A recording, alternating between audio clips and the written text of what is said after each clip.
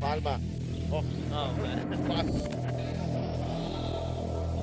that's unfair, and Palma 7 points in the game. To Del Fuentes. oh, wow. Delgado makes the shot and knocks it down. Malonia is open. 3-point. My goodness! Face a jumper by Robin Celis. Caballero has time.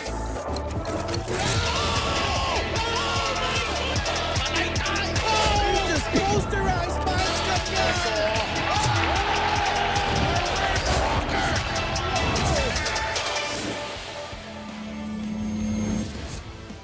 It's been 5 months since the start of the season as the road to the playoffs only gets tougher from here on out. Nagbabalik po kami dito sa Inares Center in Montalban, Rizal for another triple header this Friday. And for our first game, two struggling teams in the Imus Brotherhood and Bulacan Cuyas face off both of these squads, hoping to end their recent struggles here, especially itong Imus who are vying for at least a play-in spot in their division.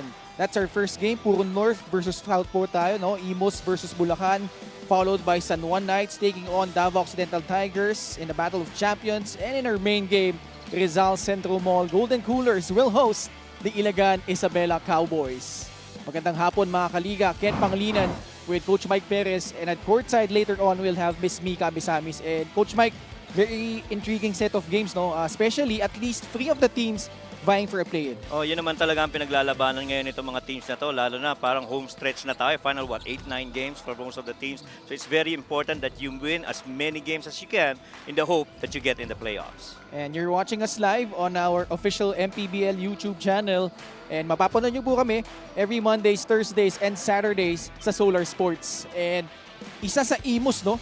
Sa mga nagva-vie in for that play-in spot. But first, let's look back at our games last Thursday, kahapon po, at the Pasay Astrodome, Pangasinan, Waloping, Parañaque, Cebu with back-to-back wins kontra dito sa Marikina Shoe Masters, and Pasay Voyagers holding off itong Quezon City. Yeah, and Pangasinan Heat Waves overwhelming Parañaque. Mike De Gregorio leading the way with 20 points and 8 rebounds. Samantalang ito, patuloy pa rin naman itong pagkakapanalo ng ibang mga teams natin, napaka-importante para sa kanila. Pero Coach Mike, pag-usapan natin itong dalawang teams natin in the first game. Patuloy din yung pag-slide nila in our team standing, especially itong Imus na maganda yung kartada nila to beginning the season. And this guy has had to step up, Mark Doligon, especially with the absence of JJ Caspe. Oh, well, pretty much a solid contributor for Imus throughout the season, him alongside JJ Caspe. But in that last game against Davao, he was pretty much shackled. Just 8 points on a 3 of 14 shooting, a couple of rebounds, and a couple of assists, which is way below than his normal numbers. You see that almost half of the points really lesser than that of his regular season para dito kay Mark Doligon. And really had to shoulder a lot more responsibilities. Ito si Mark Doligon, and he will try to bounce back in this game against Bulacan. And subpar numbers yan, no? Hindi natin sanay na si Mark Doligon in single digits in scoring. Pero naman, Coach Mike, sa kabilang dako, itong makakalaban niya, Marlon Monte, hindi din tayo sanay na single digit ito in scoring, especially this season. He has been outstanding para dito sa Bulacan despite their struggles. Oh, nakakalimang laro pa lang yan para dito sa Bulacan, pero he's given them a really good boost offensively, putting up 23 points per game at 54% shooting and almost 9 rebounds per game. And the Cuyas in the last game, Monte was even better. 35 points on 15 of 25 shooting and 12 rebounds for assist. Ano pa nga ba naman na mahahanap mo sa isang Marlon Monte na sa ngayon alam natin kung gaano kahalaga para dito sa Cuyas. Alright, it's the first game of our Friday triple header. It's between the Imus Brotherhood and the Bulacan Cuyas. Punta na natin si Miguel Frey for our starting lineups. In Montalban, Rizal, it's Imus versus Bulacan on the 2025 Manny Pacquiao's MPBL Season 7. Let's meet the starting fives. First, for Imus, Grumpy Joe. Starting at guard number 13, Ryusei Koga. Also at guard number 21, JV De La Cruz. Coming in at center number 14, Ray Acuno. Forward number 17, Kint Ariar. And the other forward, number 24, Mark Doligon. The head coach for Imus is Brito Roma. Assistant coaches Jade Padrigang, Michael Quillas, Ricky Alcantara. Team consultant RJ Rizada. Assistant team manager is TJ Marquez. Team owner Ruby Navarro. And here's for Bulacan, Cuyas. Starting at guard, number 11, Aaron Acop. Also at guard, number 18, Marlon Monte. Playing center, number 21, Joseph Celso. Forward, number 30, McLean Sabelina. And the other forward, number 13, JR Sumido. The head coach for the Cuyas is Terrence Reyes, assisted by Marty Hill. Team manager is Kendall Velasco. Reference for this ballgame are Seb Pingol, Leo Layosa, and Efren Naganan. Substitute referee is Starting five brought to you by 1xBet, the title sponsor of the MPBL. Your choice, your victory. Feel more game with 1xBet. Imus will start off with Rusey Koga, JV De La Cruz, Ray Acuno, Mark Doligon, and Kint Ariar. Sa panig naman ng Bulacan, Aaron Acop, Marlon Monte, Joseph Celso, McLean Sabelina, and JR Sumido. Referees for this ball game, Sev Pingol, Leonardo Layosa, and Efren Naganan, and their fourth referee is Richard Carpio. And the tip going to the side of the guys in white, Imus, immediately Kint Ariar attacks and scores. Well, Kent Ariar having started his 18th game in the 22 games that he's played, pretty much isa sa mga solidong players alongside Mark Doligon, JJ Caspe, of course, when you mention the players of the Imus brotherhood. And si Aaron Acop agad pumawi naman para dito sa Bulacan. Ariar, his second shot, way off the mark. Marlon Monte. He attacks. Monte got blocked. And ball will stay with the Cuyas. Or you like yung always aggressive stance nito ni Marlon Monte when it comes to, you know, on the offensive side of the floor. He pretty much has carried the load for them. And guys like Sumido, they gotta help out. Because in their last game, hindi ganun kagandahan yung pinakita nito ni Sumido. And so ang hope dito is maging maganda ang performance ni JR Sumido. Well, Sumido takes that shot, left it short. Marlon Monte again slicing through the defense and getting a bucket. Yan, masipag na kumuha ng rebounds din itong si Marlon Monte.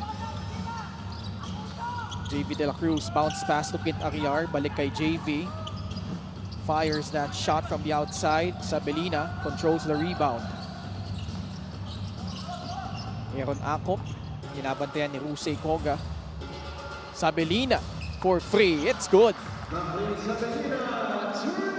Well, you can't afford to just drop coverage against Sabelina. He had so much space inside. Ito yung hinahanap nating Mark Doligon in their last game. You know, strongly attacking the rack and doing good with his percentage.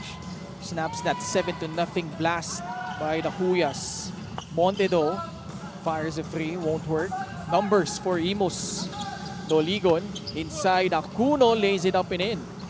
Some point, kailangan i-reward mo yung big man na tumatakbo sa gitna, especially out in transition.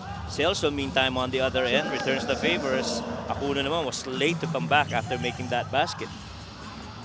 Wala pang 2 minuto yung nakakalipas ha. Puro puntos para sa magkabilang kupunan. Mark Doligon can't hit the free.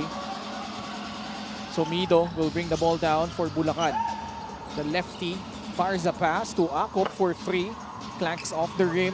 Monte again with offensive rebound. Too strong. Celso there for the cleanup. Back-to-back putback. Galing kay Joseph Celso, who I feel like has been their most consistent performer all throughout the season. Ito si Joseph Celso, Coach Mike. Yes, agree. Kasi much as you talk about, you know, yung mga puntos ni JR Sumido, especially in those games that they won, you can't help but look at the other stats, to which ito si Celso talaga is halos walang kapaguran no? He's the only big man really for the most part para dito sa Bulacan, pero you know, he battles it out with the other bigs of their opponents. Si Rusey Koga nakatres kanina kaya naibaba ng Imus yung labang. Down to 2 points as we check out the 3-point shot brought to you by Extreme, your one-stop shop appliances. At that time, you know, locating to that open wing 3 is Ryusei Koga, and the many times that he's done that as a San Beda Red Lion back in the days when they won a championship for the Mindiola-based school. Hindi na bago para sa kanya kay Ryusei Koga. 2 for 2 at the line from JR Sumido. Apat ulit ang lamang ng Bulacan. Jump shot from JV De La Cruz. Can't hit it. Sabelina fires the pass to Sumido. He takes it free and makes it. 5 straight points galing kay JR Sumido.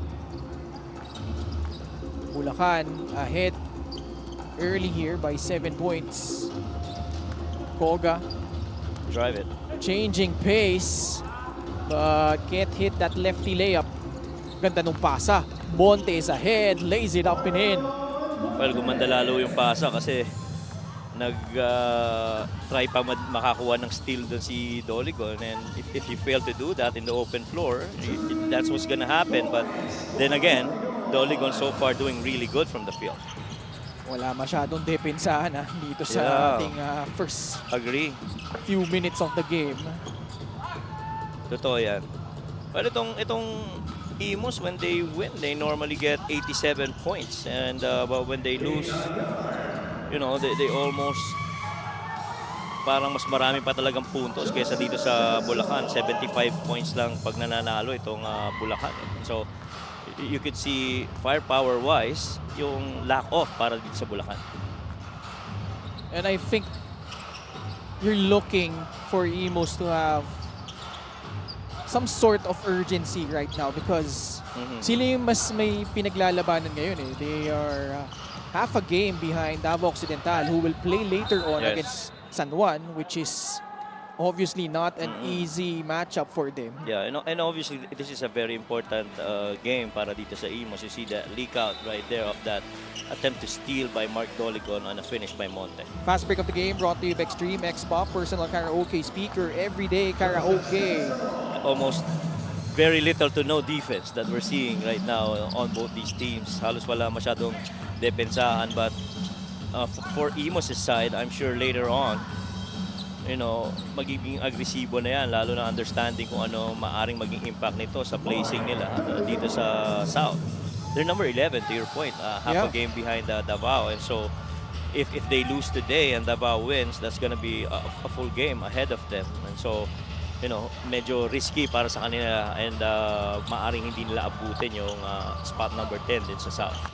Because right now, as Sumido again scores easily para sa Bulacan Kuyas, Imus, aside from being half game behind Davao Occidental, as Kint Ariar scores on a layup, they're also tied with Sarangani Gripper, 8 and 13 records.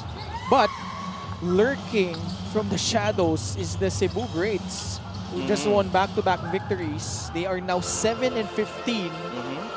So they're just 2 games behind Davao Occidental for that 10th spot. So apat silang naglalaban realistically for that last playing spot in the South Division. That is right. And so if you're in that position, it matters how you will clearly perform, especially in the latter part of the season. Which right now, I'm looking at the schedule of Imus. Medyo mabigat yung mga next games nila after this game against Bulacan. So, gamitin mo na itong game na to para makapondo ka kahit papano, at least, you know, keep in pace with Davao. So you see this beautiful pocket pass inside to Acuno on that post-up and that end-one situation. And gamitin mo itong laro na to para, you know, makakuha ng as many games as you can.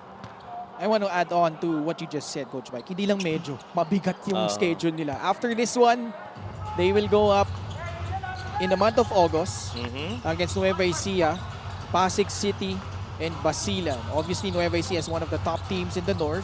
Pasig City and Basilan also in play-in territory in their respective divisions. Pagdating naman sa September, Coach Mike, it gets tougher para dito sa Imus as we check out the play of the game brought to you by 1xBet, the title sponsor of the MPBL. Your choice, your victory. Feel more game with 1xBet. That was the layup earlier by Kint Ariar. September for Imus, Binyan, Quezon, Pasay, and Pangasinan. Parang ito na siguro yung possibly kaya nilang ipanalo on paper. And if they don't get their act together, those stretch of games, the last 7 games that they will have, they could easily be 0-7 dahil sa kalibre ng mga makakalaban nilang teams dyan. Yeah, and that could really threaten their hopes of getting at least number 10. And also when you look on the other side, with them being close to Davao, well, much as Davao is also going to get San Juan and Basilan, their next 2 games should be, I guess, relatively lighter compared to the assignments of Imus, as they will get what, Quezon City and Val City in their last 2 games of their next games. So, you know, you're not in an advantage here if you are talking of Imus. Si Rhea Cuno tinamaan sa mukha as he went up strong. Trying to get the basket, but he's now up. Well, that's a good thing for Ahuno. You know, strong-bodied pero pag sa ulo ka tinamaan, iba yan. Yeah. Si Sumido yung nakatama, no? At saka itong mga player ng Imus kailangan dumoble kahit lalo na I think JJ Caspe is not playing today. I understand he has a minor injury that he wants to rest. Foul on number 13, J.R. Sumido is first. J.R. Sumido will be whistled for an unsportsmanlike foul. 2 free throws plus ball possession for the Imus Brotherhood. As much as we say na wala masyadong depensa itong dalawang teams na to, they're shooting actually very well from the field. 60% for Bulacan and half of their shots for Imus actually going in. It's just that Bulacan has more rebounds than that of Imus. That's why Bulacan has got a 9-point lead. Rhea Cuno at the line. Knocks down his first free throw. Played last season for the One Bataan Risers. Sabla yung pangalawa. So still an 8-point lead for the Bulacan Kuyas, who had an eventful month of July, especially at the tail end of that because they were able to beat Caloocan. Yes. Which came as a surprise to a lot of people. But when you look at the landscape, especially the past couple of weeks, Coach Mike, ang dami na rin nating mga upset victories. Like the one, Cebuhat against Jensan. As we see another foul. This time on the Imus Brotherhood. Well, they really won over Caloocan because that was their best shooting game from 3 at 52%. They made, what, 12 of their 23 attempts in that game, and overall they were shooting 48.5% from the field. And so, napakalaking tulong nun doon sa panalo nila. And the moment those 3 start falling, I mean, any other team would really have to close out long, and that opens up the middle lane for dribble drive penetrations, makes it easier to attack the paint. Mid-range jumper was put in by JP Belenchon. Marlon Espiritu, the baseline drive. Agawan sa bola. It ends up with Ong. The pass intended originally for Kerr Bangeles, saved by Sumabat. Now he gets the rebound and the putback para dito sa Imus. Sumabat might just be the player that's got in the MPBL either the longest legs or the shortest shorts. Taas di ba? Kaya nga eh. You know, sobrang gone were the days when, well, at least in the 90s, when you have those almost knee-touching shorts, ano? Ngayon talagang paiksian eh. This was the shortest I've seen so far from a player play. Timeout. Hiniling ng Imus Brotherhood. They're down by 4 points, 29-25 with a minute and 17 remaining in quarter number 1.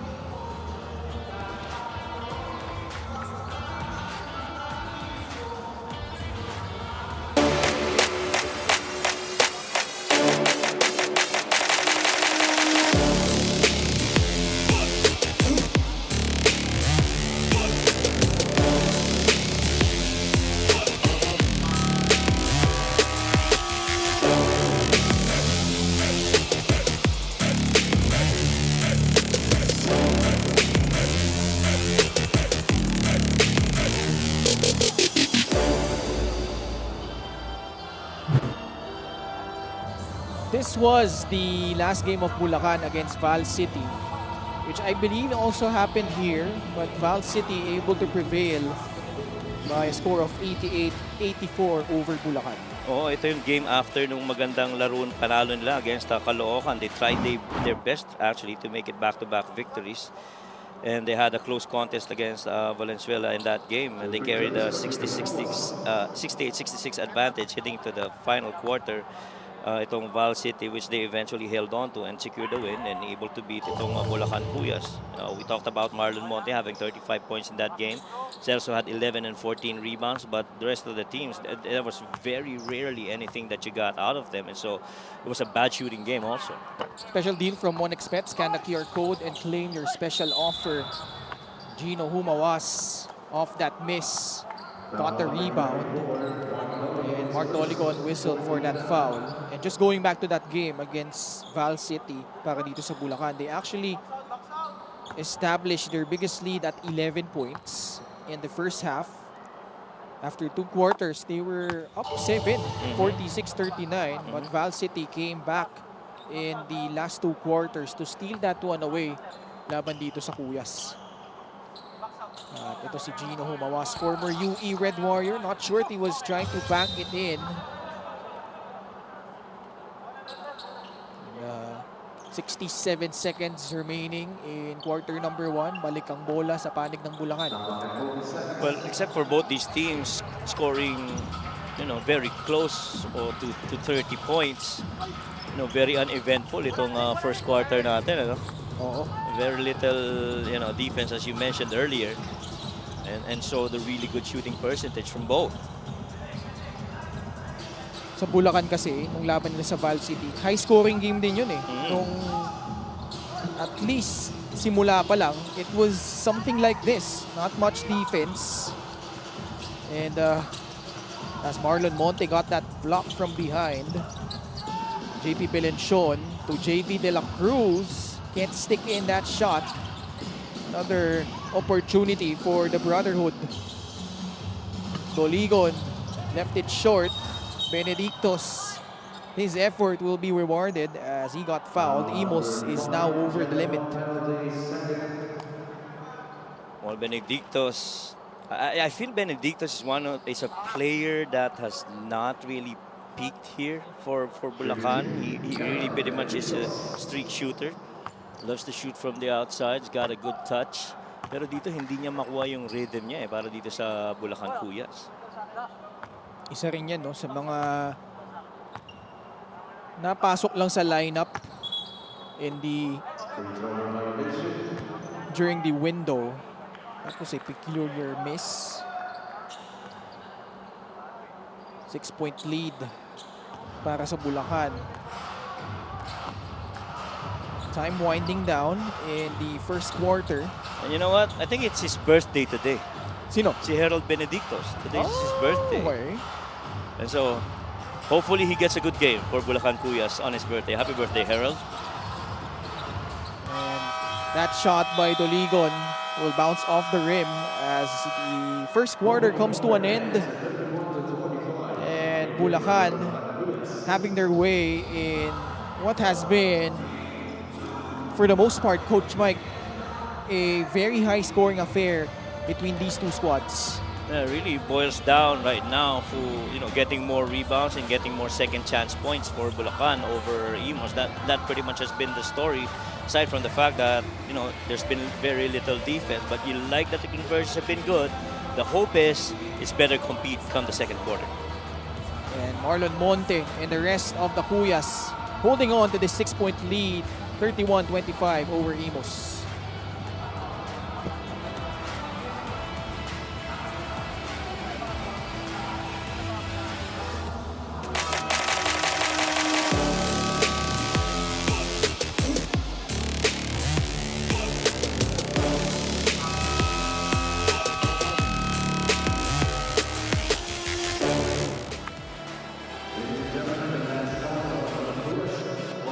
Back at at the Inares Center in Montalban for your Maharlika Pilipinas Basketball League. My name is Mika Abisamis. You know, I had an interesting conversation with the Bulacan Kuya. So napag-usapan nyo nga ito kanina. Ang taas daw ng mga kumpiyansa nila sa practices nila after that Caloocan win. Ano, sabi nila, although they lost that game against Val City, 4 na putos lang yun. Tignan nyo naman sila dito sa araw na to. In their words, mukhang tanggal na nga kami sa chances ng playoffs. Pati moral namin, tanggal na bago yung Caloocan game. But that gave them a sense of purpose, a sense of meaning, but more importantly, credibility that they can also show something in one of the top leagues of the country. I mean, Sabilina, Monte, Acop, Celso, Sumido, if they didn't have this standing, pang playoff team talaga ang standards nila. They have this new thing, no, na pinauso ni Monte lately, jogging daw. Sabay-sabay sila sa Bulacan kung mag-jogging, sabi nila, para naman di man namin mahabol ang play-in or ang playoffs, mahabol naman namin ang aming individual pride pag nahabol namin ang aming mga kalaban. Ken, Coach Mike. Maraming salamat, Mika. And the injection of those aforementioned names, no, sila Marlon Monte, Maclean Sabelina. Well, despite not translating to more wins perhaps, but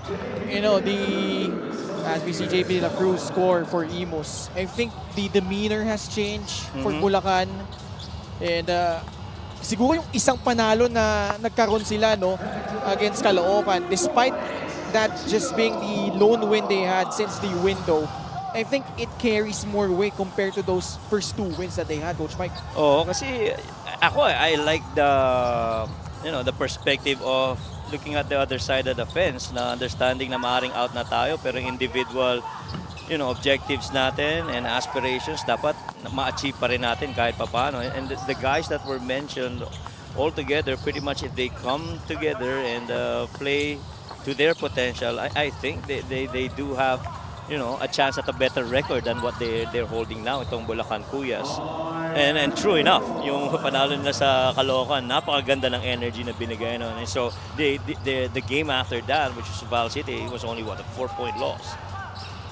And that story about yung si Marlon Monte pa yung nagli-lead, na nagja-jogging daw sila sabay-sabay sa Bulacan, it brings back a lot of memories for myself.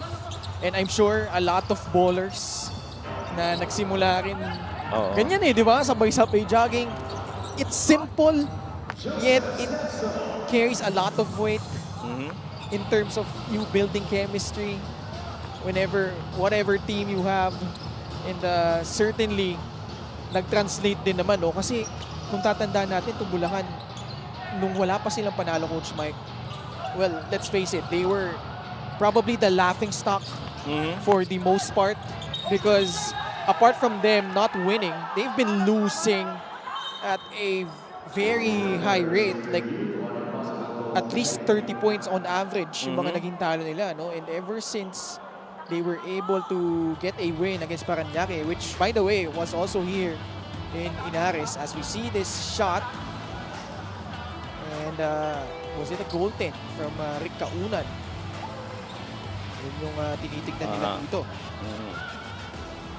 Well, going back to your point, yung laki ng mga nilalamang sa kanila, near 30 points. See this attempt right there.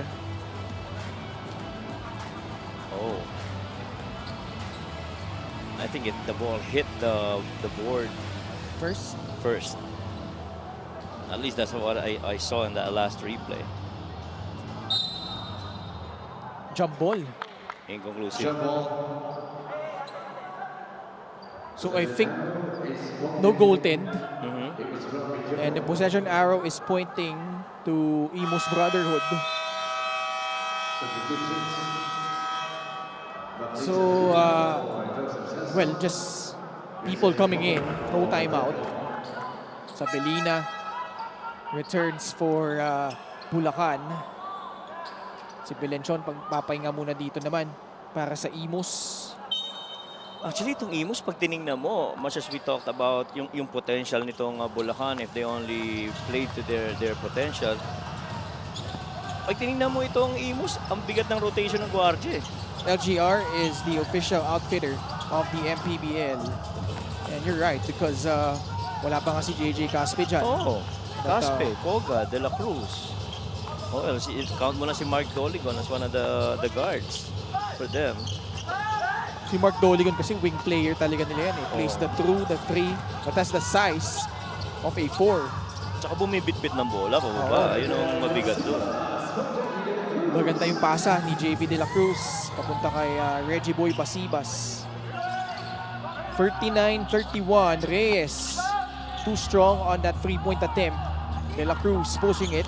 Bounce pass to Reggie Boy Basibas, draws closer but that shot pops out. Humawas fires a 3-pointer, rolling out. I'd start pushing this if I'm Imus. Ariar can't finish. Basibas, offensive rebound, the great fake, and getting the basket was the former UST Growling Tiger. Tingnan mo naman yung apat na yan, nasa loob. Basibas, Ariar, Koga, and JV De La Cruz. Mabigat sa front line niya para dito sa Imus. Sabelina's been pretty good so far. Ganda nung semi-hook doon ni Maclean Sabelina. 41-33, approaching the 6-minute mark of the second period. De La Cruz inside the arc, no. Ibe with attack. Ibe off the glass, no. Reyes, put back attempt, got fouled. And he will head to the line. Play of the game brought to you by 1xBet, the title sponsor of the MPBL. Your choice, your victory. Feel more game with 1xBet. Sabelina right there, testing the middle door and finishing up with that one-hander shot over Reggie Boy Basibas. Ray Acuno will also return for Imus. Edward Reyes will shoot 2 free throws. Niluwa yung una. So one of the acquisitions during the free agency and trade window para sa Bulacan. Itong free throw na ito ay hatid sa atin ng Extreme Appliances, ang subok at kumpletong appliance brand ng Pilipinas. And Reyes normally good for about 10 minutes with very little production on the floor, roughly about close to 2 points lang yan, and 10 minutes of action. Leak out right here from Benedictus. Yep, great rim run from Benedictus, and also credit that assist for Gino Humawas. I love that he looked ahead before putting the ball on the floor. Speaking of Jumawash, you gotta push that pace. If you have a run, then you gotta give it up. Jose Koga sinking in that 3-point shot. Imus trailing by 7 as we approach the halfway point of the second period. Wicked crossover and the layup. Switching gears, ito si Aaron Acop. Tatlong depensa dinaanan nun, ha? First with a little crossover, then drive attack to the middle on left-hand finish. Impressive finish by Acop. Bulacan with the numbers. Acop behind the back pass. Benedictus finishing that gorgeous transition play. Well, again, you give these guys an opportunity to play on the floor, having the right attitude. That should be the result, no? Magandang performance para dito sa mga players nito ng Bulacan. Good tap. 11 na ang lamang ng Bulacan dito, 47-36. Benedictus free for a free. Knocks that one down. And somehow, I find it hard to believe that Imus is not, challenging them with a little bit more of urgency, in my opinion, against this run out by Bulacan. And Benedictus, that 3-point shot brings the lead up to its biggest at 14 points, 50-36 in favor of the Puyas. Imus sues for time.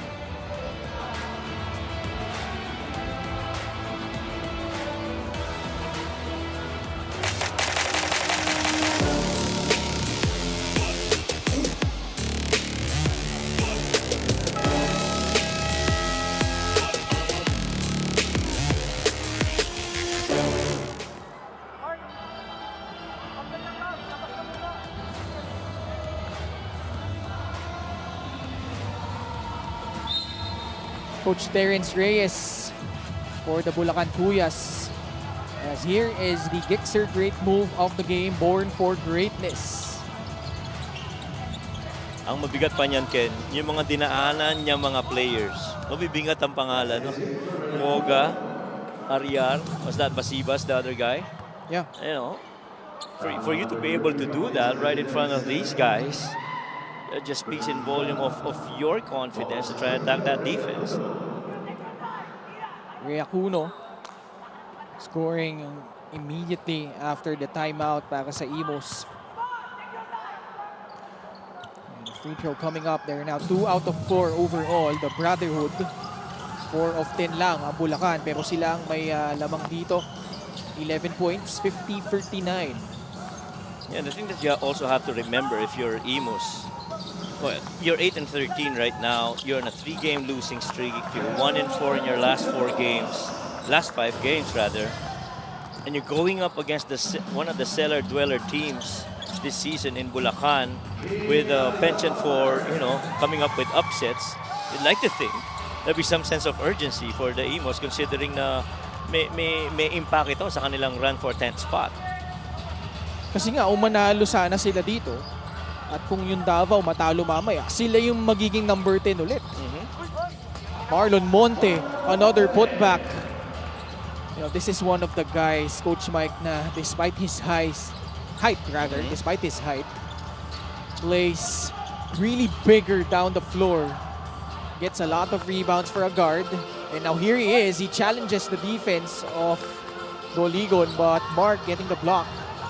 Well, I feel si Marlon Monte, and Mika mentioned this earlier in her report. I feel he really just takes a lot of pride in playing for Bulacan. He's been wanting to play, I guess, para sa Bulacan, and so now that he's given that chance, he's not wasting it, regardless kung ano yung record nila, no? And you admire that in Marlon. Traveling whistle against Mark Doligon. 2.5 remaining here in the second period. Bulacan enjoying a 13-point lead. Marlon Monte gets in the paint, pivots, can't hit it. Ariar with a rebound. Ariar goes all the way for that gorgeous layup. There you go. That's how it's supposed to be done.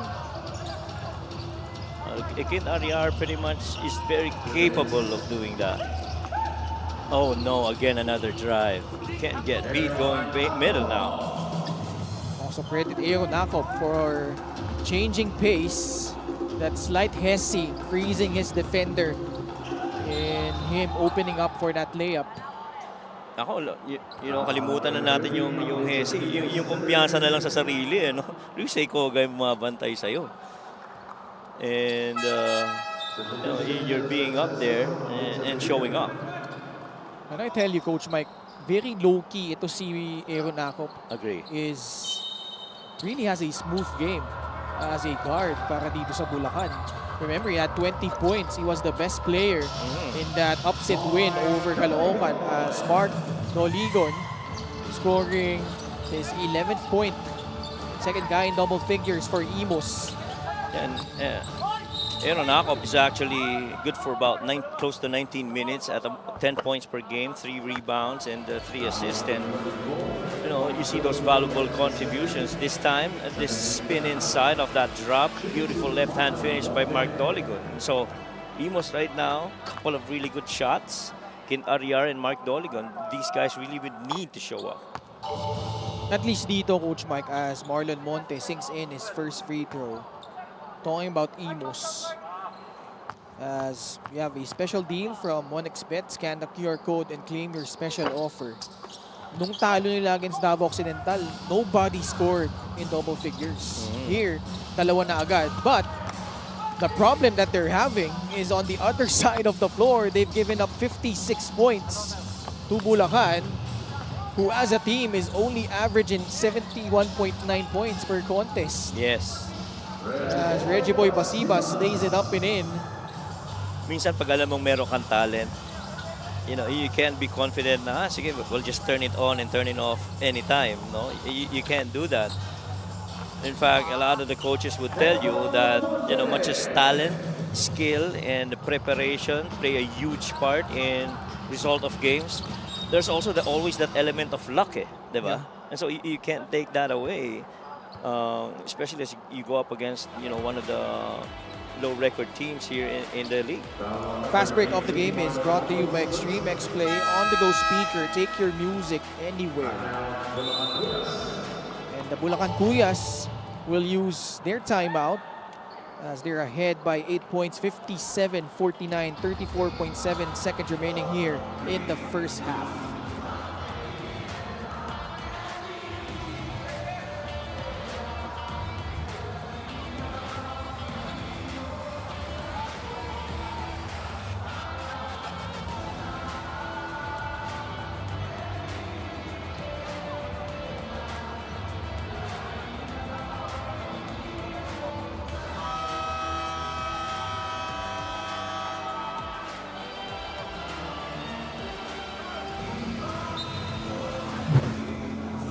Ito yung laro ng Imus kontra sa Davao Occidental.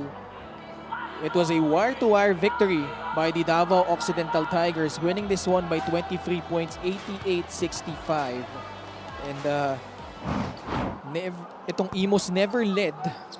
And Davao had their biggest lead of 30 points. And as Mark Doligon is now at the free throw line para dito sa Imus. Well, unfortunately, they also got dominated by Davao, and no Imus player in double-digit scoring aside from Kent and JB De La Cruz have been the closest one to a double-digit with 9 points apiece, but everyone else has been, pretty much absent scoring-wise para dito sa Imus, and you somehow find it hard to believe that with that much talent, you're not scoring so much for the Brotherhood. Celso with a putback and a bonus free throw coming up. And if you have masipag na mga players katulad ni Celso na patuloy lumalaban, ganyan talaga magiging resulta niya, no? You're getting outworked and hustled right inside the paint. Later in the second half. And another bad miss at the line for Bulacan. 61-48. Pag-uusapan natin yung implication nung naging talo ng Imus kamakailan lang against Davao Occidental, because they are both fighting for that play-in spot in the South Division, as Mark Doligon just in the nick of time breaking down the defense of Marlon Monte. Yeah, literally took him to the dance. And so far, Mark Doligon showing up here in the latter part of the second quarter. And you got to show up again in the final two quarters if you want to win this for Imus. Bulacan with their highest output in one half this season. They score 61 points compared to only 50 to the Imus Brotherhood.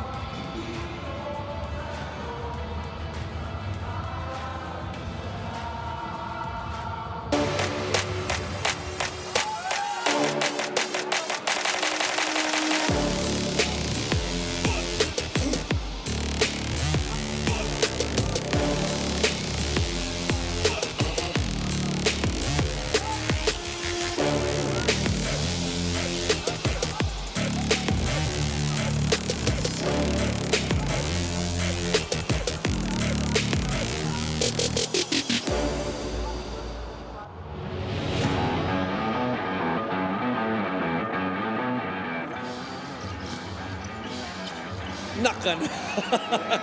Coach, feel ko pinapakitaan kayo. Si Dagul. Fade away, one-hander.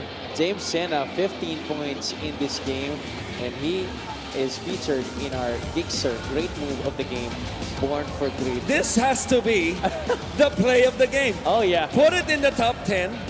Number 10. Tapos Coach Egay. Reaction ni Coach Egay. Pero mo, yumuyo ko, natawa yan eh. Yumuyo ko. Back to PJ against Joshua Yero, gets past him and rolls it in. Cuts the lead down to 11. What a finger roll by PJ. Getting past a couple of black shirts and scooping it up. Ibang klase yung finger roll na yun. Off-legged pa. Pero again, stretch na rin kasi yung mileage ng ibang players dito sa Cagers. No? Oh, what a finish! Oh, Ramos had to improvise there. But he did that and successful passage para sa Muntinlupa Cagers. A little run here being made by the guys in blue. And you know what I like about that? He was clearly decided that I'm going to challenge this defense of JJ Pido.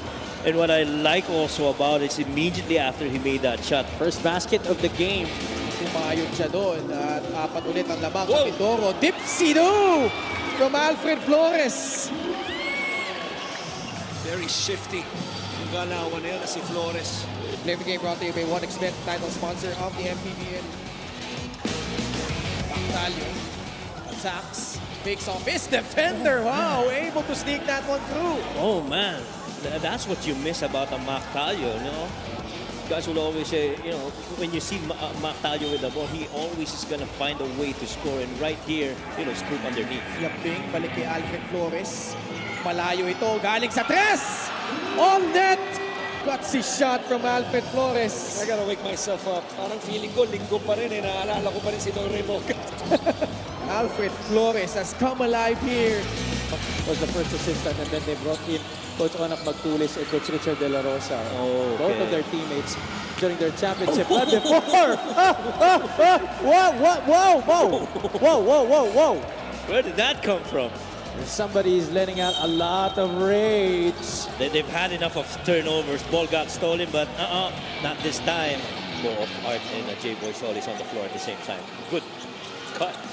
Bactalio with a reverse. That to me is really just understanding basic spread offense basketball. See this right here. Ball on the post. That weak side guy, 45, has to cut. And how about that control of Mactalio? Dixer, great move of the game. Born for racing. Coughs up the ball. 2 seconds remaining. Calo steps into a free. Knocks that one down to beat the buzzer. What a night for Eman Calo. May duda pa ba? Hindi, isang quarter pa, pwede pa magbago isip natin. Pero sa quarter na ito, hindi magbabago ang isip natin that Emad Calo was definitely the best player. Ah, parang wala lang. Talagang umiling-iling pa. Highlights of the game brought to you by Masama pa yung loob. the official iteration partner. Kani, left corner shot, no. What a Minus rebound. climbing the ladder, puts it back and in. And a foul whistle on Mindoro. Say it with your chest, Mr. Minus.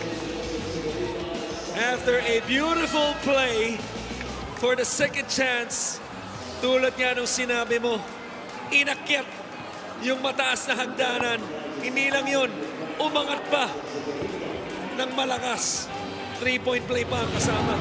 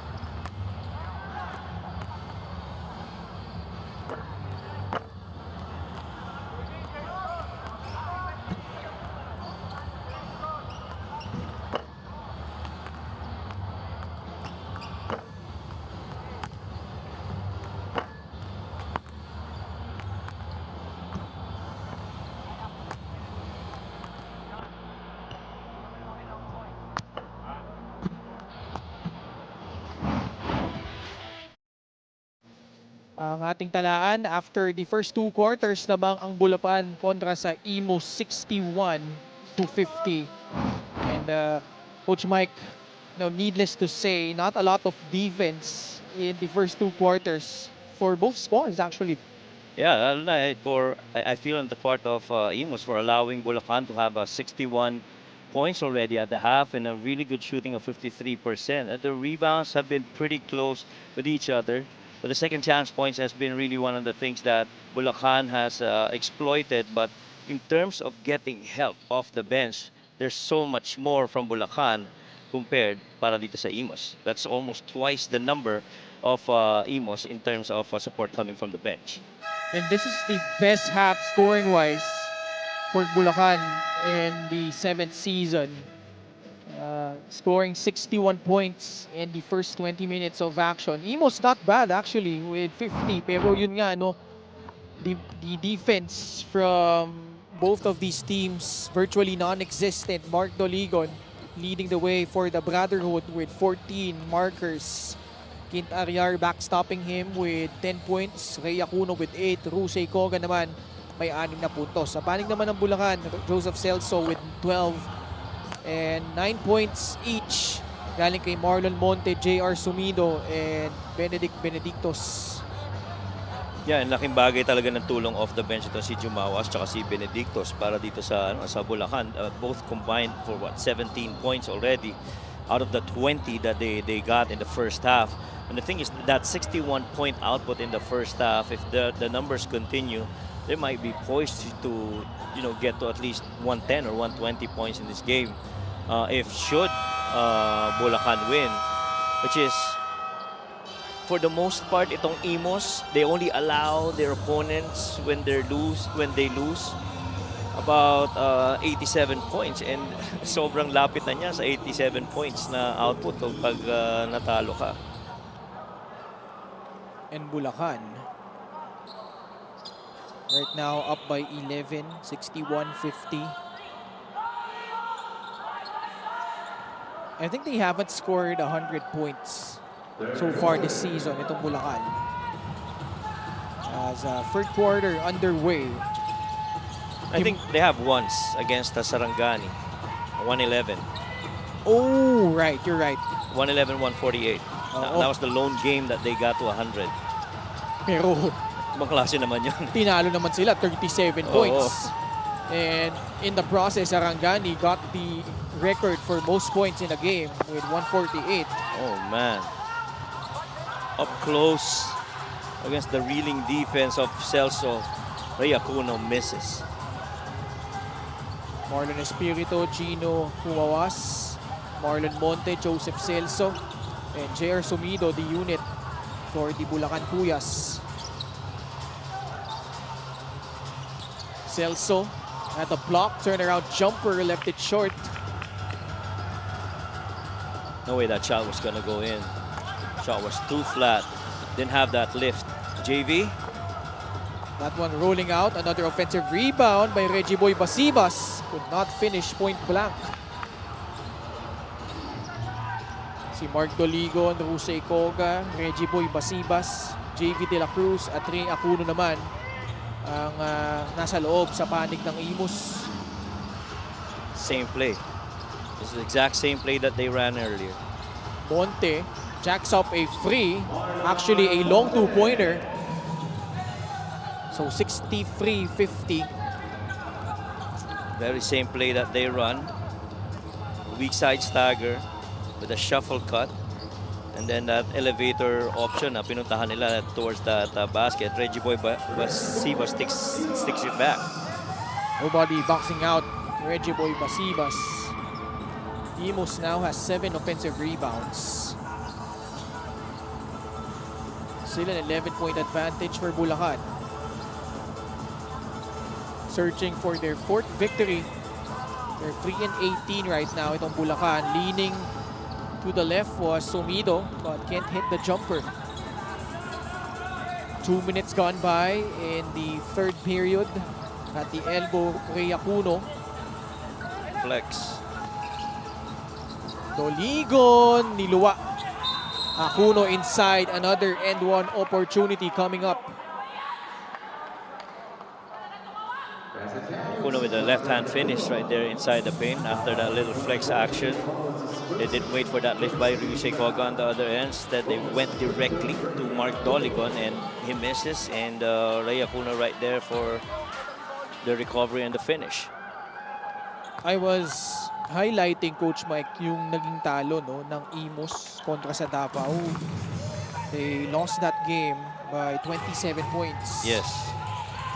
Sorry, by 23 points. 88-65. Right. The reason I said that is right now, like I mentioned, sila yung magkakadikit sa team standings to. Imus, Davao Occidental, Sarangani, and Cebu.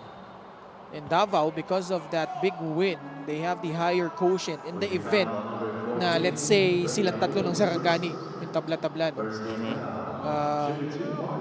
Mas mataas yung naging winning margin nitong Davao. So sila yung, well, pag sila yung tabla-tabla, sila yung aangat dun sa 10th spot. That's if that right. happens. That's right. Itong free throw na ito ay hatid sa atin ng Extreme Appliances, ang subok at kumpletong appliance brand ng Pilipinas. And in their last 4 games, itong Imus, they've never really shot that ball well from 3, except for that game against Ilagan where they shot 13 off 34 makes, which is really the most 3-pointers that they made so far in a game. But when you look at the other numbers in their last 5 games, it pretty much just shows you the struggle from 3. And as I look at the numbers, mostly for the teams and all of the teams, I mean, if you're a team in a game, you're not shooting really good from 3, and you're not making half of your free throw attempts, you're gonna lose the game. And which is pretty much the very same pattern in the last 5 games para dito sa Imus. Because in that win against Bacolod that they won by 18, they shot the ball really well from 3. They had 10 3-pointers in that game, and they missed only 7 free throws. At nabanggit na rin natin yung Cebu humahabol din, and Imus lost to Cebu just recently by 13 points. Yeah. So kung makatabla rin nila yung Cebu, sila yung dehado sa quotient. At saka mahirap ang Cebu. If you're gonna go up against Cebu later in the playoffs, you have to remember, if these guys make the playoffs, they are gonna do everything in their will to try and get, kahit na gaano pa kahirap yan, trying to get into the finals, the national finals this season, because those guys play with a lot of pride. Yeah. Diba? And mahirap kalaban ng ganon. Na no quit, just keeps battling it out. Another bad outlet right there for Ray Akuno. Although the schedule of Cebu is also not easy. I believe Yes. they also have Nueva Ecija still Yes. remaining on their skid. Pero binanggit na natin na pagkatapos itong laban nila against Bulacan as Jer Sumido drains that jumper, puro above 500 teams na yung mga kalaban nila with the exception of Basilan. Pero yung Basilan, lumalaban din yun kasi kabilang din sila sa division nila. And they're trying to climb up at least, well, realistically, pwede pa silang number 6. Pero ayaw mo rin kasi na sa 9 and 10 ka lang kasi that's mahirap do or die situation na I yun. agree. I mean, you make 9 or 10, that I feel is the toughest route to get to the finals, let alone win a championship, right? Oo. And so, you gotta go through a very narrow path. And once you get there, there's this huge giant team that's waiting for you in the South. Sa South, di pa natin alam kung sino magna-number 1 dahil halos pukpukan rin yung labanan dyan sa top 4 Quezon, Zamboanga, Binyan, Rizal, Gensan, those guys have very close numbers. And it's too early to say kung sino ang magiging, top team natin pagdating dyan sa South. Lalo na kung sa North ka mapupunta dahil I'm pretty sure you don't want to meet Abra, Nueva Ecija, or San Juan very early in the playoffs. And just to recap our viewers, so outright in the playoffs na, yung 1-6, 7, 8, 9, 10 play-in. Assist of the game brought to you by 1xBet, the title sponsor of the MPBL. Your choice, your victory. Feel more game with 1xBet. That was a great setup job. Papunta naman kay Ria Cuno. Going back, Coach Mike, yung 7 and 8. At least, kung matalo ka man doon, meron ka pang isa. May isa ka pa, that's right. Unlike if you're at the 9 and 10 spot, if you lose, that's gonna be it. Yeah, it's win or go home. Once you get 9 or 10, and there's the margin for error is very small, if none, for teams in the 9 and 10. And we have a timeout after this basket again by Mark Doligon, who is top scoring for Imus with 18 points, but they're still behind by 8, 69-61 with 3 minutes and 15 seconds left here in the third period.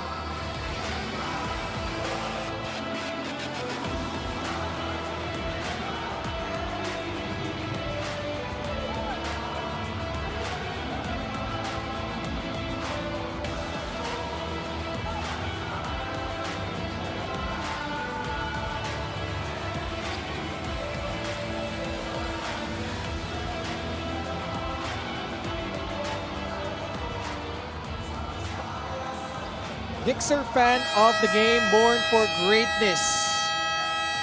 We're seeing at the background, Coach Nat Gregorio and Jeff Tahunera. Later on, San Juan will go up against the Davao Occidental Tigers in the Battle of Champions, Season 2 and 3 champions respectively.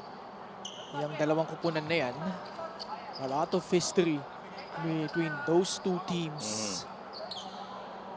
And in the main attraction, Ilagan Isabela will take on the Rizal Centro Mall Golden Coolers. Happy to have you with us here on a Friday afternoon.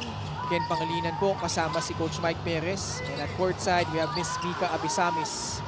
Ito yung ating first game labang ng Imus at Bulacan. Under 3 minutes left in the third period. Bulacan holding on to this 8-point lead. Rusey Koga, pass to Kit Ariar. Former Letran Knight pivots his way inside. It will roll out. A drop step, pretty much a good finish, pero ayaw pa rin talagang makabutas kahit na gano'n ang kalapit. Samantalang itong Bulacan, kahit na tumitira sa labas, no, pumupukol at pumapasok. Matter of fact, they're 7 of 16 right now from 3-point region itong Bulacan, which is very high, 40-45%. So a free earlier from Rancer Serrano, who did not even suit up in the first half. Now he gets the rebound as well. 2 minutes remaining in the third quarter.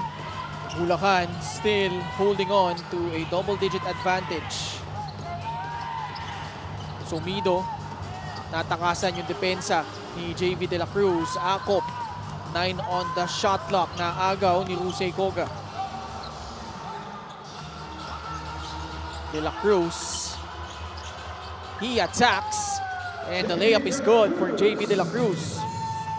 A little bit of aggressiveness rather that time around for JV. The team is down right by 9. With a minute and 20 remaining here in the third. Same play. They've been running this for the most part here in this game. Sumido took his time, fading away.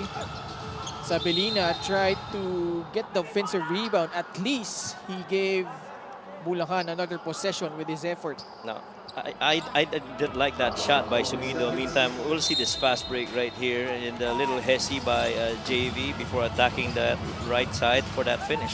Fast for the game brought to you by Extreme Cool Air Conditioners. Ang Extreme Magpalamig, free installation for split type air conditioners. And the reason why I say I didn't like that shot by JR Sumido earlier was he had that smaller player in JV De La Cruz on him on the post. Good finish, Mark Doligon. If there's any consolation, you're getting 20 points from Mark Doligon in this game. Baba sa 7 ang lamang, 72-65. Is Imus within striking distance of snatching this away from Bulacan? The answer is yes. It really depends on them on how they close out this match. Eronako with a jumper just inside the arc. He's been pretty consistent. He's 4 out of 6 from the field. That's 60%. Pretty good. Koga, bounce pass. Great cut from Rick Kaunan to beat the buzzer. And Imus find themselves behind by 7 heading into the 4th. And Bulacan searching for their 4th win. Highlights of the game brought to you by Sip Plus, the official hydration partner of the MPBL Elevator Hydration. Well, at the very least, you're getting Mark Daligon to score 20 here in this game. But again, the ball movement has been pretty solid para dito sa Bulacan. And the defense, I feel, has not really tied it up para dito sa Imus. Mark's been that one bright spot para sa Imus in this game as they trail by 7, 74-67.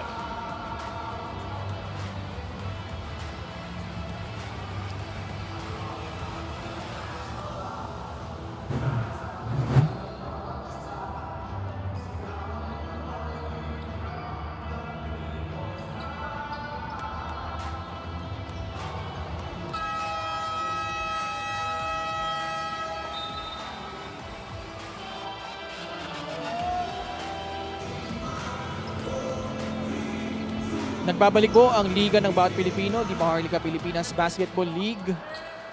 And here is our fan of the game brought to you by LGR, the official outfitter of the MPBL.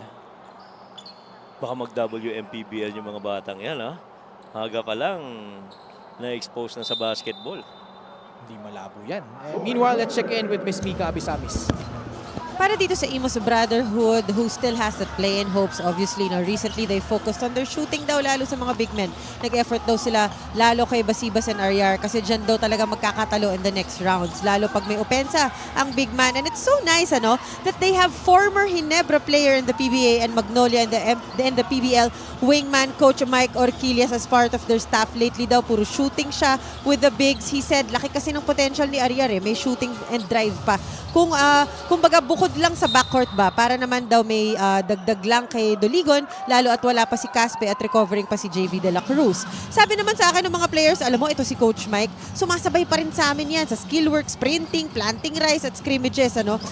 Teaching them positioning and reads at 55. Today, though, kailangan pa natin makita yung pinag-uusapan nilang shooting. Ken, Coach Mike. Maraming salamat, Mika. And those two guys you mentioned, si Ken Aryar, sa si Reggie Boy Basibas, arguably their most versatile players because they got the size, the length, and like Mika mentioned, they have the potential to shoot from the outside. And alam mo, nakakatuwa rin binanggit ni Mika sa report niya si Coach Mike Orquillas. I remember him. Okay, i-reveal ko na po yung edad ko, pero sige. I remember him. He was playing for Ginebra. He was part of that team, sila Bal David, Marlo Aquino, Vince Hizon, and he was the guy. He was a lefty. Yes. And he had a good size for a wing. Here he is. Taas pa yung mga, may ganda rin, no? Nakataas pa dun sa upuan yung kanyang mga braso.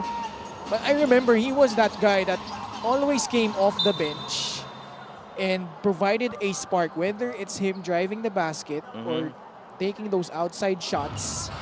And he didn't play a lot of minutes, but he was that guy na pag may kailangan kang bantayan on the wing, on the opposing players. Like for example, ang madalas sila makalaban dyan sa Alaska, Comcady, I'm sure, pinantayan niya during that time.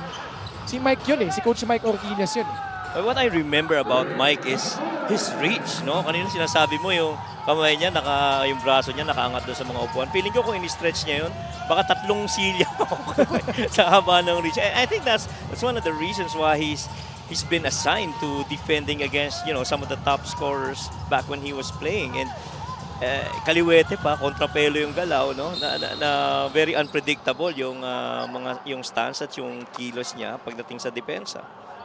That's what I clearly remember about Mike. Saka nung time na yun, very rare yung those types of players. Yes. Yung may shooting, tapos mahaba, kayang dumepensa nung mga kagaya nga ni Commissioner Kenneth Doremnes, Vergel Meneses for a time. Yan yung mga Yes. binabantayan niya during those years Yes. that he was playing. I agree. And just like that, Imus draws to within 1, 74-73. Well, which to me is kind of expected come the fourth quarter. These guys, I feel, will understand, it's time to turn on the Jets here in the fourth quarter. And so far, they've been, doing really good. Down 1 and with an opportunity to get the upper hand here in this possession. Jose Goga, There you go. another There. one. Diyan sila naging successful diyan sa empty pick and roll between Koga and Quintariar. And now they take the lead, 75-74. Yeah, I mean, let's face it, Kent Ariar is one of those very deadly ghost screener guys that would slip that screen and finish off without even putting the ball on the floor. And the passes are crispier, the cuts too. Just in the game brought to you by 1xBet, the title sponsor of the MPBL. Your choice, your victory. Feel more game with 1xBet. Timeout Bulacan.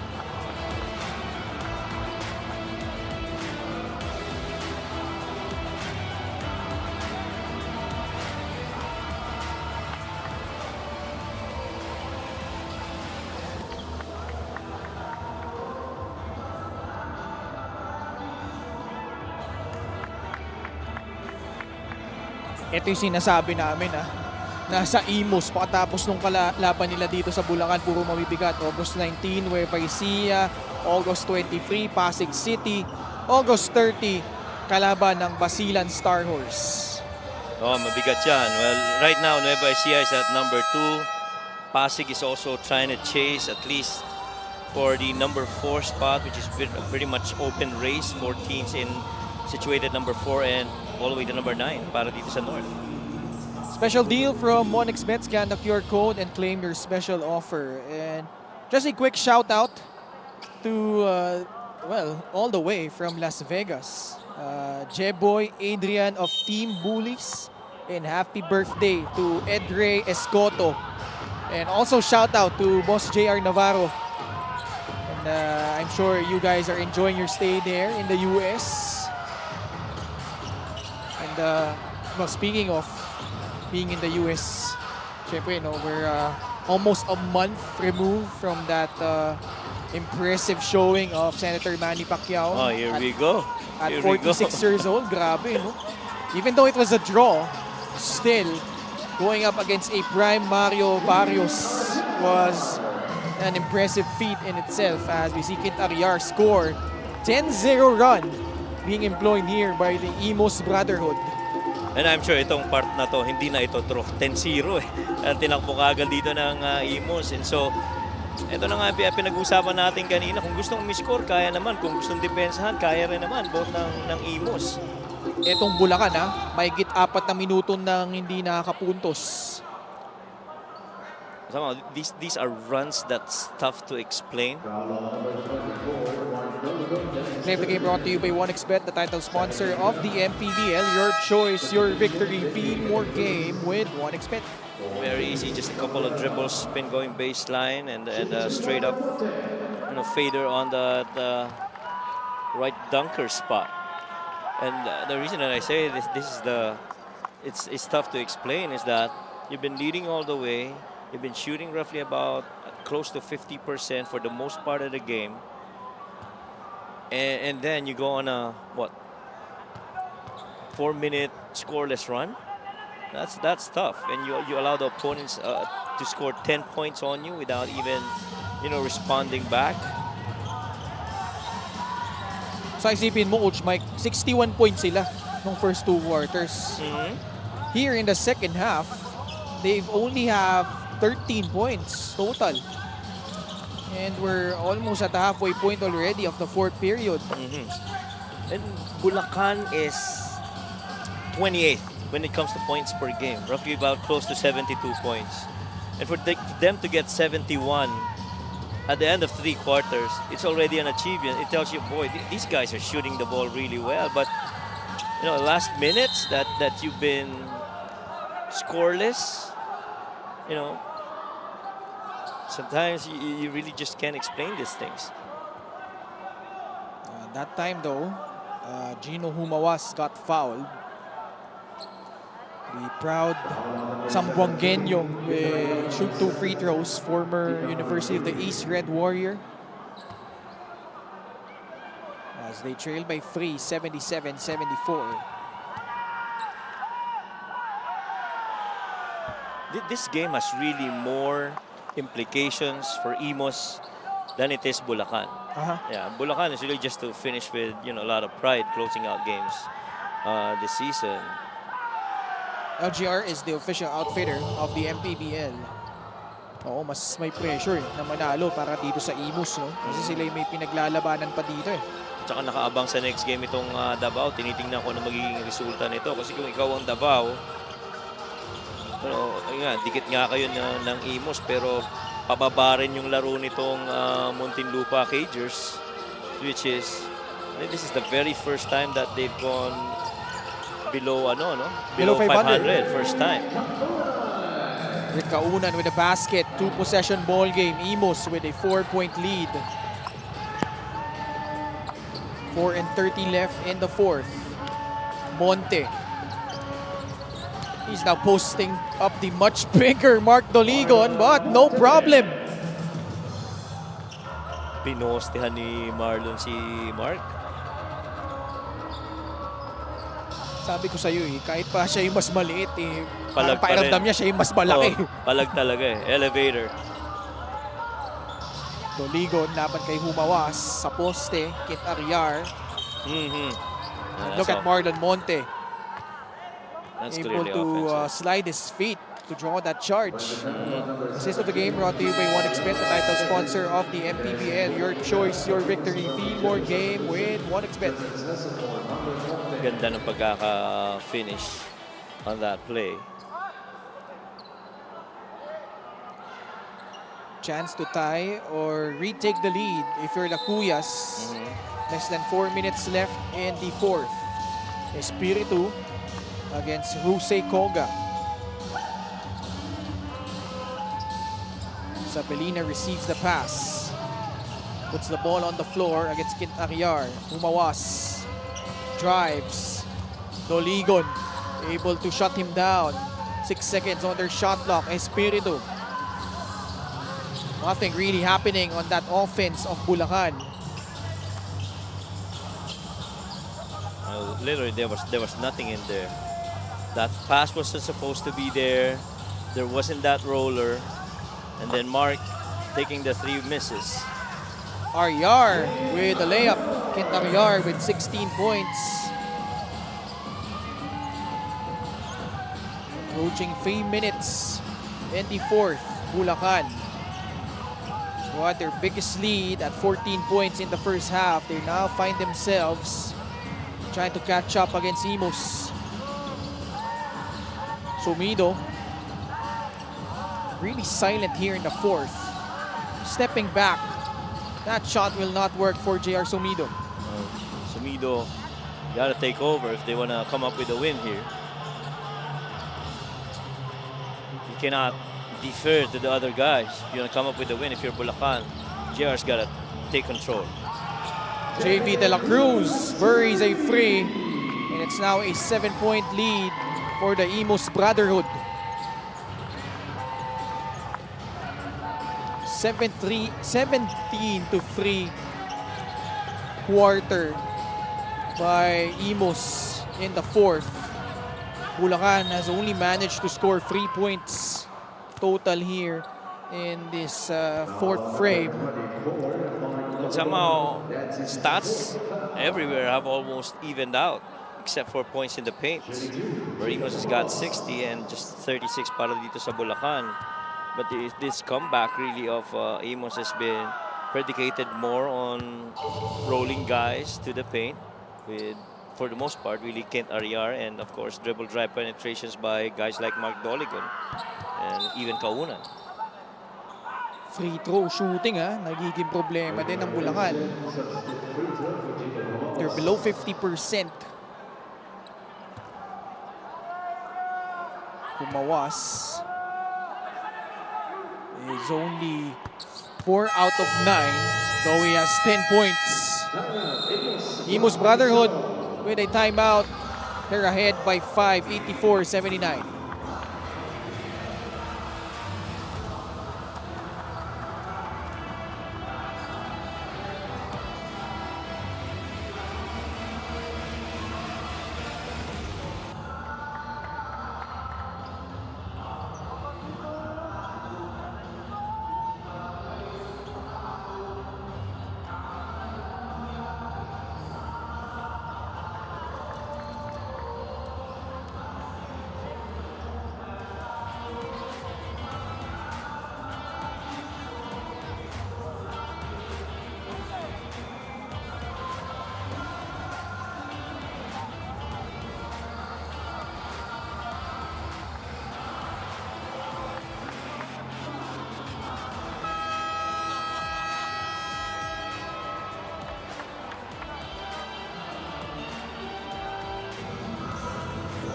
Three-point shot is brought to you by Extreme, your one-stop shop appliances. This was a three-point shot knocked down earlier by Rancer Serrano.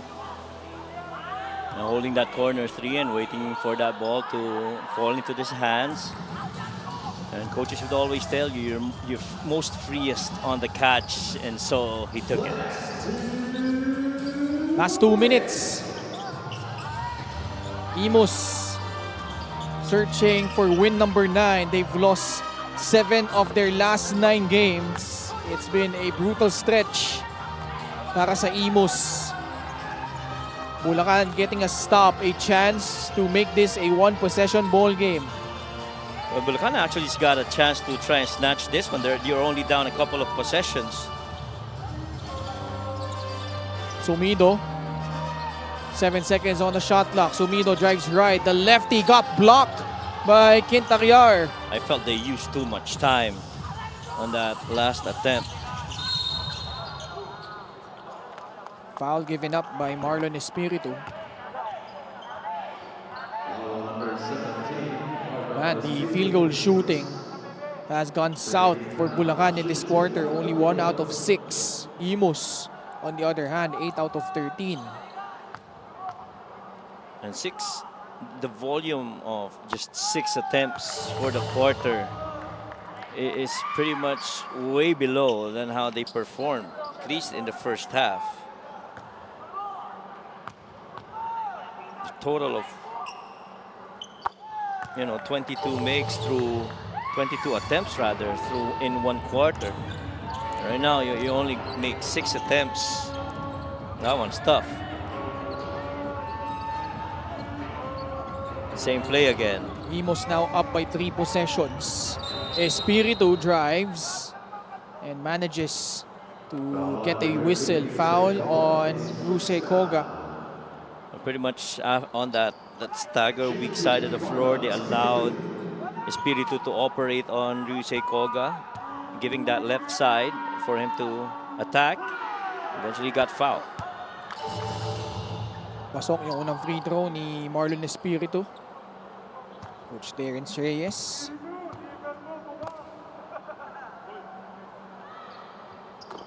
Two for 2 at the line for Espiritu. 86-81. Under a minute left in the fourth. Doligo on the burst of speed, blowing past Gino Humawas and scores plus a foul. If there's one thing that's certain, nobody has stopped yung dribble penetration na yan ni Mark Doligon, especially going that left side of the floor. They have a top-sided for the most part, that side. And so, komportable finish niya si Mark Doligon, and so why not take it? And what a turnaround here for Imus. 16-point turnaround in the fourth. They were trailing by 7 at the end of the third. But they've managed to hold itong Bulacan to just 5 points. Or sorry, 6 points. 2 straight quarters where you scored 30 points. You follow it up with a 13-point quarter in the third. And now you've only done what, 6? Actually 7. 7 now, right? Celso with his first foul. 22.6 seconds remaining. Mark Doligon. 22.7 rebounds, 6 assists. May mo ng 23 puntos. 4 out of 5 from the line. Short on the second. 90-81. Pumawas. Mid-range jumper. Knocks that one down. Baba sa 7 ang lamang. But Imus will escape here. A very important victory, Coach Mike, considering what's at stake. Bulacan in penalty. Pumawas giving up that foul. And so that hope of getting to number 10 is still pretty much alive para dito sa Imus. And now it's their turn to watch on the sidelines in the hope that Davao, does not perform well against the San Juan Knights. And a win with Davao would, create a bit more of separation with tong team ng Imus. JV De La Cruz certainly has had to step up with the absence of JJ Caspe. 2 for 2 at the line. And that's gonna do it. Imus able to pull through in the fourth quarter after trailing by as many as 14 points in the first half. Down by 7, heading to the fourth. Able to steal this one against the Bulacan Cuyas. And really just turning up, production later in the fourth quarter, especially in moments when it mattered most. And the shots were tough to make para dito sa Bulacan. At a certain point, they were 1 out of 6 from the field in the fourth quarter. You're not winning games if your production is declining, especially in the latter quarters. Best player of the game brought to you by 1xBet, the title sponsor of the MPBL. Your choice, your victory. Feel more game with 1xBet. Well, Mark Doligon, 34 minutes of action, 26 points, shooting 55% from the field, 5 out of 7 from the free throw line. He has 7 rebounds and 6 assists to go with 1 steal and 1 block. Our final score, 83 for the Bulacan Cuyas, 92 para naman sa Imus Brotherhood. And they will improve their record to 9-13. And now let's go courtside to Miss Mika Bisamis. Maraming salamat. Congratulations, Mark. Ang ganda ng pinakita sa inyo ng Bulacan sa laban na to. Talagang lumaban sila. Pero pinag-uusapan nga natin, pag kulang ang trabaho sa backcourt, nandiyan si Mark Doligon. Pag kulang ang trabaho sa wing, nandiyan ka. Pag kulang ang trabaho sa frontline, 1, 2, 3, 4, 5 na sasakop mo. Gaano kahirap itong challenge na to sa'yo para sa team na to? Actually, mahirap. Kasi siyempre, ginaguide ko rin yung mga kasama ko towards the game. Yun lang naman lagi, katulad kanina, lamang kalaban. Sa dugout, sabi ko, medyo lousy kami sa loob eh. So, kailangan ng konting sipag at tiyaga. Eventually, nakuha namin. Thank you kay Lord na binigay sa amin yung win. Kasi medyo matagal na rin yung losing streak namin. Napag-usapan mo yung losing streak tsaka yung mga problema niyo sa team. Isa nga doon, yung mga injuries, wala pa rin si JJ. Recovering pa rin itong si JV. Ano napag-uusapan, lalo na't malapit na yung play-in? When it comes kay JJ, yun, nagte-therapy siya. Sana umabot kasi malaking bagay siya sa team. And si JB, unti-unti, yun, nakakabalik naman pero hindi pa 100% eh. So hopefully, lahat ng injury gumaling before kami matapos this season para matapos namin na maayos yung season. Pero di bale, nandiyan naman si Kuya Mark. Meron ko mga gusto batiin at pasalamatan. Unang-una, thank you kay Lord na nakuha namin yung win. Sa sponsors namin, kay Grumpy Joe at saka Sunset View Beach Resort, kay Sir June. Binabati ko rin yung girlfriend ko nasa bahay, si Queenie. Family ko sa Cavite, tita ko, ate ko, mga friends ko sa amin. Yun lang naman. Maraming salamat, Mark Doligon. This best player of the game is brought to you by 1xBet, the title sponsor of the MPBL. 1xBet, your choice, your victory. Feel more game with 1xBet. Ken and Coach Mike. Maraming salamat, Mika. Very important yung panalo ng Imus dahil susunod ang kadikit nila sa team standings in the South. Davao Occidental Tigers will go up against the San Juan Knights in a rematch of the champions of Season 2 and 3. Magbabalik po ang Maharlika Pilipinas Basketball League, ang liga ng bawat Pilipino.